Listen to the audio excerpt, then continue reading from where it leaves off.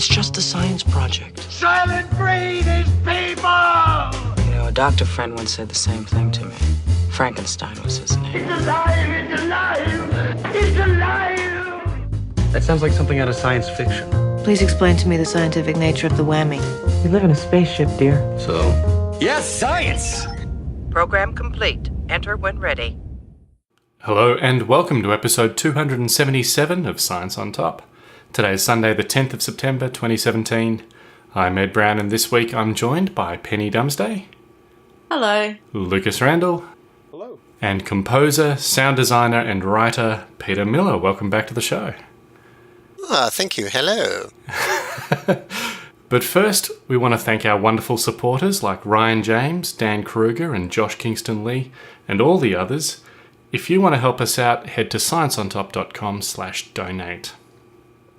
So Penny, before we start talking about all the space stuff, people may have noticed that in the tropics, plants tend to have really big leaves. And the further you move away from the equator and towards the poles, the leaves get smaller. This seems counterintuitive, as you'd expect less need for big light-absorbing leaves at the equator, wouldn't you? You would. So, the function of a leaf on a plant is really to absorb sunlight so that it can do photosynthesis. But having a big leaf does have certain payoffs, which is that plants can lose a lot of water through their leaves. So when I've taught this topic, and it's something that you kind of rush through quickly, or you have in the past in Year 11 biology, the general wisdom is that, plants with big leaves lose more water. So in the tropics, that's fine because there's lots of water. But, because there's lots of plants in the tropics, it's very shady, so they need great big leaves to collect all the sunlight, which is fine for some of the plants that live on the bottom. But I think the trend of having really big-leaved tropical plants is more than just ones that grow in the undergrowth. If you think about big banana trees or something, they have quite large leaves. And you don't really see any really humongously leaved plants up north. Like, I think if we just look at a garden and go, oh, that looks tropical, it will have these great big leaved plants. Whereas things like heathers or clovers or little spiny bushes are things that you find closer to the poles. Yep. So what's going on? Because there's a lot of different factors that can affect leaf size, or that may affect leaf size in climate. So the temperature in the day and at the night, the amount of rainfall, and the amount of humidity. And what they've found is that little leaves might be quite important for helping plants to avoid freezing at night time. So apparently around a leaf, so this is an extra layer to like what I'd sort of looked at and then not really thought about, which is why I found this story so interesting, because it's something that I kind of just accepted and didn't think about. And now that I think about it, there's a lot more going on. So the process that a leaf uses to cool down is called transpiration. It's kind of like how we sweat. Leaves have little pores in them, and as water leaves the pore and evaporates, it cools down the leaf. But they also have a thing called a boundary layer, which is a pocket of still air. And this still air acts like an insulator. So if you think about it, if you've got a bit of water evaporating into still air, that air around the leaf will get quite humid and then no more air can really evaporate. Mm-hmm. It's like if you've ever done Bikram yoga, you're in this body temperature room sweating, but the sweat doesn't cool you down because it can't evaporate. There's nowhere for it to go. It just stays on your skin and drips onto your yoga mat. Well, that doesn't sound with fun. Leaves. No, it doesn't sound fun, does it? I'm not personally a fan. But I think if that's, that's what it might be like to be a leaf in a tropical climate. So what it means is that large leaves are more susceptible to extremes of temperature. They can't get heat from the surroundings at night because of this boundary layer. So when it cools down, I guess it stays cool. So it means that the conclusion that this study has drawn is that at high latitudes, having a big leaf means quite a thick boundary layer, and it's more likely to get damaged by frost. Which if I just look at my garden, the people who owned the house before us had a big love of large-leaved plants, and we've had a few frosty nights in the past couple of months. And when I think about it, it was the ones with the great big leaves that carked it, as well as some smaller ones. But, yeah, the big leaves really did suffer. Anecdata for the win. So it's really, so that's why you wouldn't want a big leaf in a frosty environment or an environment which could get frosty. But if it's hot, wet, tropical, it doesn't matter so much because they're not going to get frosty at night, and in the day they're not going to get too hot by the heat that's trapped by this boundary layer. They have enough water that they can afford to lose some, whereas in a desert, if you think of something like a gum tree versus a tropical plant, a gum tree has very kind of waxy, dry, thin little leaves. So it's hard to be a plant. It's always a big balancing act. They can't move anywhere else to get some water. I'm a bit thirsty. I'll just go and have some. They have to just deal with what they are. And so I think it's really interesting. I thought this story was interesting because I'd never really thought about that boundary layer effect. And now I have. It's added a whole extra... I'd never even thought about the difference in leaf size. It just, that's the way it was, and I never really sort of stopped to think, why would that be the case? It's pretty cool. It's just fascinating. And even the orientation of leaves. Like if you think about some plants have their leaves really like flat out, getting as much sun as possible. I'm trying to think of an example. I can't. But then my favourite example, because obviously this is an Australian podcast, is a gum tree. And those leaves hang down sort of vertically. So they're really trying to catch as little sun as possible because they get more than enough sunlight for photosynthesis, but I shouldn't say trying, but that orientation means that the plant loses less water. Leaves are just, I love leaves. Leaves are fascinating. I love thinking about leaves. Yeah. I also love that this is... No, you go, Lucas. I was just going to say the other thing that jumped out at me in that was that you think about the dynamics of exchange of energy during the day with plants, but it's easy to forget that they spend half the time at night as well, and there's things that have to go on there too.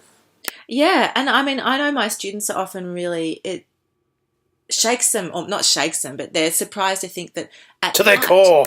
No, to their core. Oh, they're just like their minds are blown. Not really. They're like, ugh. Domesday's telling us this. But that at night plants take in oxygen and quote unquote breathe out carbon dioxide just like us. The other thing I liked about this study was that this is big data again. They looked at 7,670 plant species at different latitudes and analysed all the possible aspects of that climate, day and night temperatures, rainfalls, humidities, all that sort of stuff. So again, it's looking for patterns in a huge amount of data, and it's come up with a result, which is as good a candidate as any, I guess. Awesome. Yeah. All right, well, let's move on and take a look at Saturn and the Cassini mission that has been orbiting the gas giant since 2004, 13 years. And it's now in the final stages and is due to be, I guess we would say, deorbited into the planet on the 15th of September. So this episode will probably be going out after that. But, Peter, do you want to walk us through what's going to happen to Cassini? Yes, well, Cassini's been one of the most successful of the NASA programs to look at the outer planets. It was as you said, the Cassini probe arrived at Saturn in 2004. It took quite some time to get there, 7 or 8 years, as I recall. And it was the first time that we'd really had a good look at the planet of Saturn.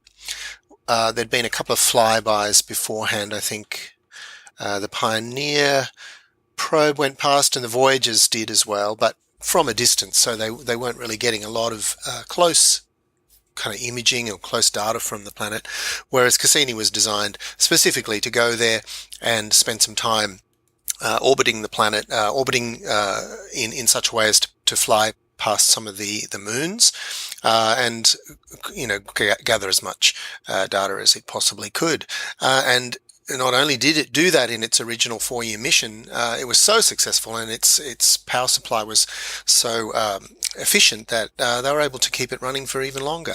And the only reason that they are now considering terminating the mission, of course, is because the power supply will actually fail, and they just want to make sure that that they have control over it when it actually does. And so they've just decided that this is the time to crash it into the planet.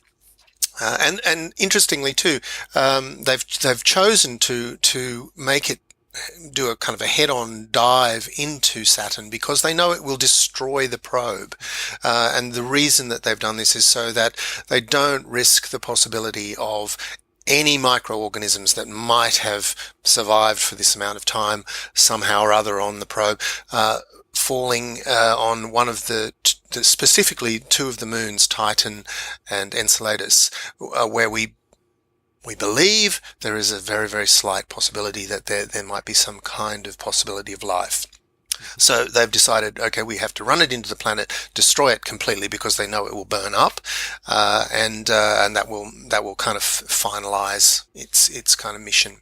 It also has the added advantage of actually getting us closer than we've ever been to Saturn, so we can get better data and better photos. That's correct. Although they will have a very limited amount of time. When it runs into the Saturn atmosphere, it'll have literally only a few minutes to get back as much data as it can, and then it will be obliterated. So they expect to see some interesting stuff. So it'll be something to keep an eye on. That's for sure. It's almost sort of poetic that it, in a way, joins the Huygens probe as well. That it launched back in was it 2004 or something like that? It was very quickly after it arrived, actually. The probe Cassini arrived at Saturn in 2004, and only some very few months later, it launched its Huygens probe down into the atmosphere of Titan. Which was a remarkable thing. I don't know whether any of you guys caught it, but I was sitting in front of my computer absolutely gripped because, it was such an awesome thing to experience. Because they knew they had some, close orbits from Titan, and they wanted to get this probe down as quickly as possible so that they could get as much data back. And it was quite extraordinary. Not just data and telemetry data, but there was also some movie data and some sound, as it turns out. So it was actually quite an extraordinary thing to do. And then, of course, Cassini has gone on from that point and revealed an incredible amount about Saturn, and also brought back some of the most astonishing images that we've seen in our solar system. It's God! Remarkable. And this is always the challenge with Cassini stories, that I very quickly get caught up in grabbing more images for my wallpaper that changes all the time. There are so many Saturn images I've got on my wallpaper and on my phone and all over the damn place, iPad, everywhere. I just love the geometry of the ring systems with the sun coming through them. Are just mind blowing. Amazing. And I think a lot of amateur astronomers were first excited by looking through a telescope, as I was, when they first saw Saturn through a telescope, because it's just stunning. It looks like a black and white photograph, and it's just you think, a lot of the images we see, a lot of the Hubble images, and a lot of the other, cool images that amateur astronomers share of Jupiter, particularly, are very heavily processed. They tend to do a lot of image stacking and use techniques to really bring out the contrast and so forth that you see in those beautiful images. So when you look at, Jupiter, for example, through a telescope, it's quite dull, like it's quite faded compared to what you're used to seeing in images. And a lot of the nebulae that you see through telescopes are nothing like the photographs, because, they're essentially just white light. But when you see them, processed, or you see Hubble images where they've got ultra long exposures of these things, and they use different filters so that they can accentuate the color to bring out that extraordinary, beautiful color from the different gases radiating as light hits them.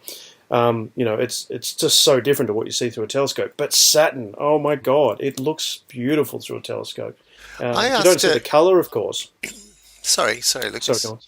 I was just going to say, I asked a question on Quora a little while ago because that very thing was fascinating me. I for some reason, I thought, I wonder if we were there, if we were on a spacecraft and we were orbiting Saturn, would we see it like we see the photographs that are coming back from the Cassini probe?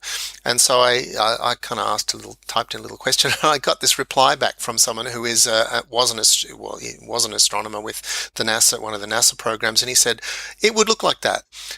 He said the amount of light that's coming back from those planets, he said it will be slightly dimmer than you think, but your eyes, given the way your eyes adjust to light levels of light, he said you would probably see it pretty much as the photographs that they send you that say these are not processed, this is kind of natural light photographs. So I was quite surprised because I didn't think it would. And it's interesting because for me, I think when I look at the black and white photos, like I'm looking at one of the ring structures now, it kind of looks more authentic to me, just to see the white and grey and the shadows and all of that, as opposed to the colour photos, which I guess I'm assuming are artificial colours, but maybe they're not. Well, he says they're not. He says they're not. He says they're the photographs, they're the colours you would see should you be there, except for the ones where, of course, they process them to show some particular kind of thing. But there's a famous photograph of Saturn where the planet was aligned towards the sun in such a way that the rings are completely oblique to the sun. So there is no actual light shining on the rings themselves. But what you see is in this photograph is the rings illuminated by the reflected light from Saturn. From Saturn. It's a beautiful like Saturn light photograph. Yeah, quite a famous one. It's Saturn light, that's right. And apparently that was one of the photographs that I was interested in. He said, this particular chap said that, yes, it would be possibly not as bright as that, but your eye may see it like that if you adjusted your eyes to those lights. So I thought that was surprising. Yeah, and I think it's important to recognise as well, because it's like you do wonder what things look like with your naked eye, but and I was expecting you to say, because it was Quora, that someone said, well, when I was at Saturn, this is how it looked. I took a photo. When I was there on the alien spacecraft. Yeah, exactly. Yes. And someone else posted a picture of their junk. So, that's kind of the that's Yahoo Answers. What do you mean, whoa? That's Yahoo. Slightly different. But, yeah. But we've seen remarkable things coming back from the Cassini mission, aside from just the natural light images too. But things like the enhanced radio frequency images and enhanced X-ray images of things like the polar vortex, which has been a huge mystery on Saturn, and the idea that this strange hexagonal shape exists, and this was really surprising. No one really understood what was going on with the mechanics of the planet to create a pattern that was an actual perfect hexagon on the poles. So they've run so many interesting tests on Saturn in this time, in the extended amount of time that they've actually had there. It's remarkable. We've found out so much about that planet. Definitely. And it's interesting you're talking about that hexagon, which is just my favourite aspect of Saturn ever, it's purely so because amazing. It's such an incredibly perfect hexagon, and because it's such a mystery. But when looking at those poles, Cassini was also looking in ultraviolet and radio and all sorts of different wavelengths of the spectrum, and it picked up the incredible auroras that they also have as well, which is very cool. Indeed, yep. And it ties in with our next story, Lucas, about the auroras on Jupiter, which are hundreds of times more energetic than those on Earth. But we would expect them to still be produced in the same way. But data collected by the Juno probe now shows that that's not the case, is it? It appears not to be. So auroras on Jupiter are, as you mentioned, they're very, very strong in the sense of the energies involved.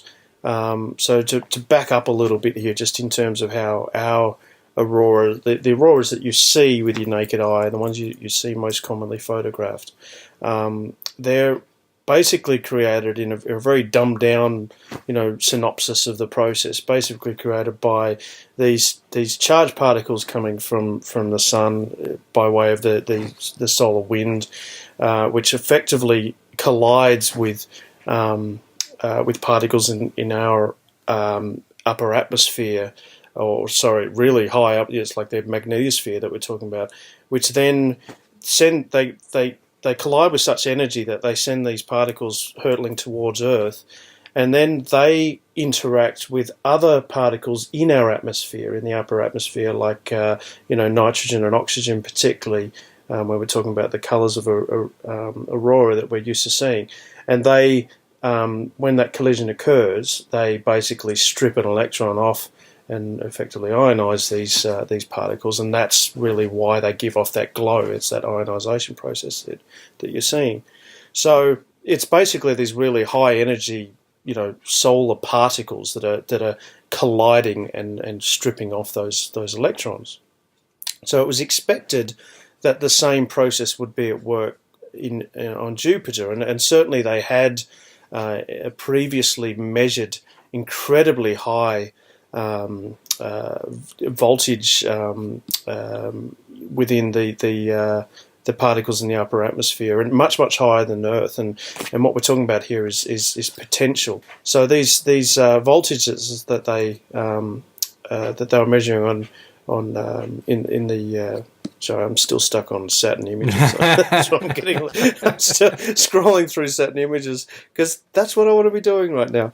I'm going to miss Cassini so much. Anyway, so they measured some very, very high potential energies. Over 400,000 volts, which is about 10 to 30 times higher than what we've seen in Earth's aurora. So you'd think that would cause very, very high energies and very obvious aurora. But what they've observed with Juno now is in various slingshots, because you remember Juno's got a very elongated orbit as it goes out quite wide and then comes in quite close, and it's zipping over the poles. So when it's done this, it's traveling very, very quickly. So it only gets a few seconds to collect data as it's doing these measurements. But what they have found is the data that they have collected is not backing up the expectations about where these potential energies are and how significant the aurora are when they're finding them, which is interesting. So it means that they're looking at another mechanism that might be at play here, because these high potential energies in the aurora are not matching up. There is another type of aurora that does occur on Earth, which is a more low energy process that's at work. And if you think of, when I was reading it, it made me think of playing pool. So if you think of knocking balls around on the table when you're playing pool or snooker or whatever, you can, if you have the need to move a ball to a particular place, but you're trying to line things up. You can hit with high energy or low energy. If you hit something with a high energy, you're going to throw it off at great speed in another direction. But if you hit it with low energy a few times and a few different shots, just rebounding off other balls, you slowly move it to where you need it to go. And that's kind of what's happening here. But you've got these particles that are being hit with lower energy and accelerating. Then they're going to hit again that accelerates them just a little bit more, and then they get hit again and accelerates them a bit more. And this happens over and over and over again until they slowly, accelerate up to the point where they can strip electrons off and create this difference this potential energy difference. And that's basically what they think is happening here, because it doesn't line up with these huge potential energy differences that they're seeing. So it's interesting, it's another one of those things that are a body of knowledge, and I love these puzzles that we keep seeing in more and more of these missions and more instruments being put on probes, that we have expectations, like you mentioned before about the hexagonal feature on the north pole of Saturn. There are models, there are proposals as to various thermodynamic processes that could be causing that, and we think we have some explanations as to what might be happening, but until you then back those models up with some observations of whatever the processes are, it's that's when we get these WTF moments and go back to the drawing board, which is always great. Yeah, and you're absolutely right. It's like we could be hubristic and say, yeah, we know how auroras are created on Jupiter. It's the same as here on Earth. Or we can say that we know all these things. But the beauty of science is that it says, no, we don't, until we actually go out there and test it and find out and make sure. And that's what this is, and that's what makes it so cool. Or you have a situation where, they expect things will happen in a certain way, as happens with these auroras, and they expect to see certain things about the auroras, and they talk about the kind of waveforms that they see back, and they don't see them, and they kind of go, oh, okay, that's not what we expected to see. Yes. So what's going on? And that's a terrific thing about science, when it challenges you with your expectations and makes you rethink what you think is going on. I think that's amazing. And this links back to a conversation I had with a friend just a few days ago, just about holistic and alternative medicine. That the only difference really, as Tim Minchin said, between alternative medicine and medicine is that medicine has been proven to work, and it's proven to work with different degrees of efficacy for sure. And some people don't get the same results, but we have a mechanism that we understand and we can reproduce it, and it happens again and again. So science doesn't just put aside things that aren't convenient because they don't fit in with the instruments that we had at hand and the observations we've made. We go, okay, there's something that's actually changed our perception here. And it's weird because that same characteristic of the scientific method and scientific exploration is then flipped on its head and used as a criticism of science. Science is always just, they don't seem to know anything because they're always changing their minds. Because it's an evolution. Science isn't settled. Yeah, that's one of the remarkable things, though, about these planetary probes is the incredible surprise that keeps coming back. Who would have even roughly predicted that there would be this kind of weird hexagonal storm on Saturn? And it makes it's not even something that would come out of anyone's imagination that this would even be possible. And that's a continual thing that you see coming back from probes like Juno and Cassini, this level of surprise. The jets of gas coming out of Enceladus. I mean, what an extraordinary thing was that? No one had predicted that what they thought was a lifeless moon was going to have so much kind of activity, and not only activity but water. How incredible is that sort of stuff? And it, again, as you say, it suddenly brought focus from the perspective of other potential life harbouring bodies within the solar system, because for so long we focused our hopes and dreams on Mars as showing that life had been there at some point, not necessarily now, and we'd focused our hopes on Europa with its vast oceans, we believe, under the ice as being potentially harbouring life, because we see it everywhere. We see water here, but to see to see such a vastly different process at work, causing liquid water to potentially exist because of the pressures and these interactions between this tiny moon and Saturn, is so cool. And the fact that same body then actually feeds some of these incredible rings. I think it's an E ring. I think from memory, I can't quite recall. Thank you. So it's just astounding. And that's why I'm going to miss Cassini so much, because it's just been, along with Hubble, for me, those two instruments have always just been the ones that capture the imagination so much. But I'm loving I'm loving how Juno is living up to expectations in terms of creating more questions.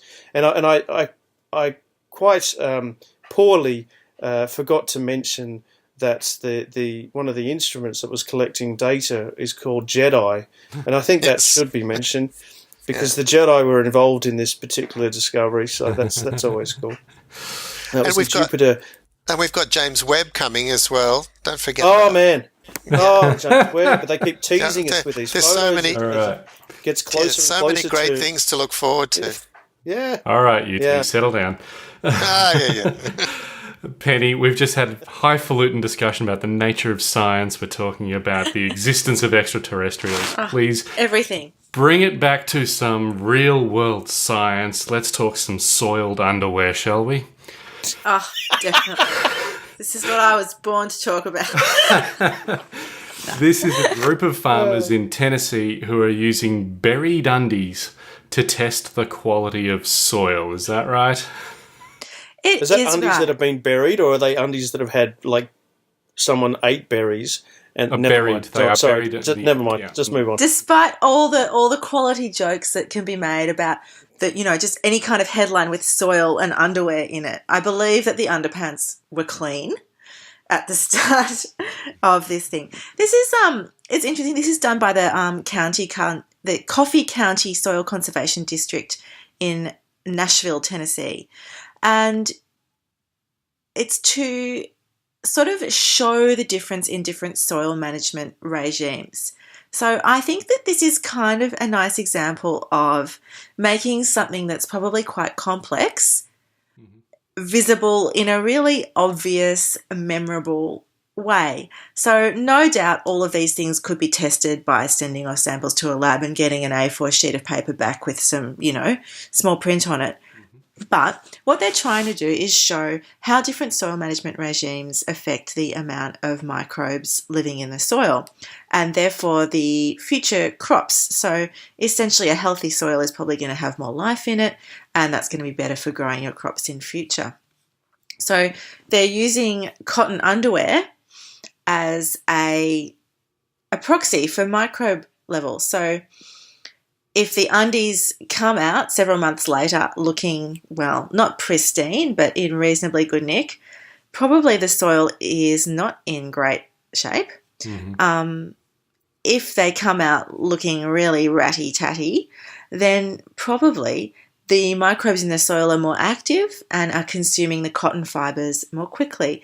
And what this can show, for example, is a difference between leaving a field fallow, just covered in all the residue from the combine harvester, or planting an off-season ground cover crop there that will, provide more nutrients to the soil. Crop rotation, which always makes me think of Monty Python, aside, I like the undies. Well, it does. I like the undies thing. It means you don't have to engage with it too deeply. It's a really, really rough proxy, but it seems to be one that is visually arresting. That would, if someone showed that to me, that would make a difference. Like the fact that it's undies makes it funny. You're going to remember it. Got a lot of coverage, It has to be said. I mean, I saw it in about a dozen different places. So, That's what you want from undies, is a lot of coverage. Exactly. Coverage, that's right.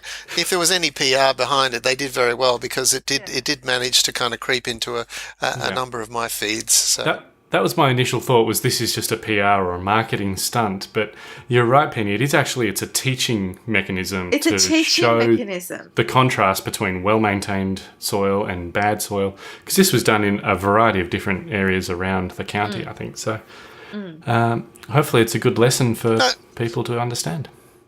No reason it can't be both either. I mean, why not have exactly. PR and a good lesson, that's optimal, really. Absolutely right.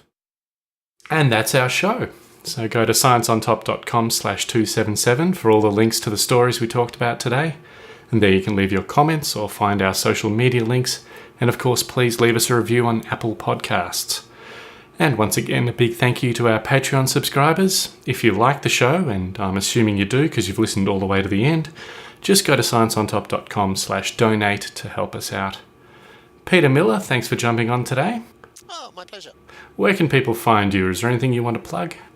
Oh, they can look at my site at scribbletronics.com and see amusing and strange things. I can vouch for that. That's exactly what you're... That is the most clickbaity plug we've ever had, I think. And thank you for joining us, Penny and Lucas. Thanks, Ed. You're welcome. This episode was edited in just a pair of dirty undies by Marcos Benemu. It's probably very accurate. Thank you everyone for listening. We'll be back again next week, putting science on top of the agenda. Join us then.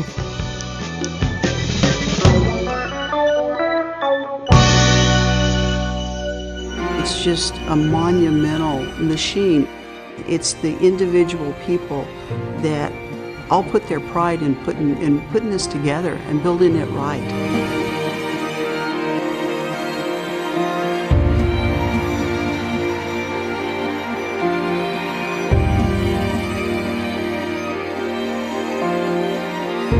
Then, in Cassini's final orbit, plunging into Saturn, measuring the composition of Saturn's atmosphere, sending back science till the very last second. We'll continue to learn from Cassini long after the end of the mission.